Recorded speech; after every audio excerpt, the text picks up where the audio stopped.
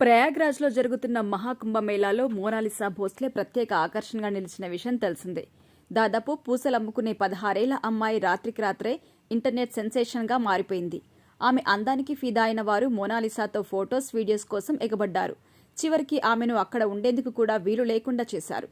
కుంభమేళాలో Mona Lisa ఎక్కడ కనిపించినా వెంటపడి మరీ ఫొటోస్ దిగడం చేస్తుండటంతో ఆమె వ్యాపారం దెబ్బతినింది. దాంతో చేసేదేమీ లేక మోనాలిసా తండ్రి ఆమెను అక్కడి నుంచి వెనక్కి పంపించేశారు. అయితే ఆమె తాలూకు వీడియోస్, ఫొటోస్ మాత్రం ఇప్పటికీ వైరల్ అవుతున్నాయి. దాంతో ప్రస్తుతం ఎక్కడ చూసినా ఆమె పేరు మారిమోగిపోతుంది. ఇప్పుడు ఏకంగా బాలీవుడ్ సినిమాలో నటించే ఆఫర్ కూడా కొట్టేసింది మోనాలిసా.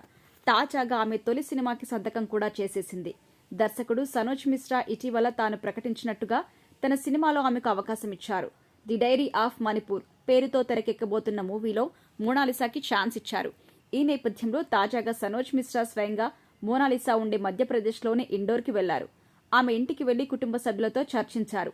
అనంతరం తాను ఆఫర్ చేసిన సినిమాలో నటించేందుకు ఆమె నుంచి అంగీకార పత్రంలో సంతకం తీసుకున్నారు. ఇక చిత్రీకరణకు ముందు ముంబైలో మోనాలిసాకు యాక్టింగ్ నేర్పించబోతున్నారు.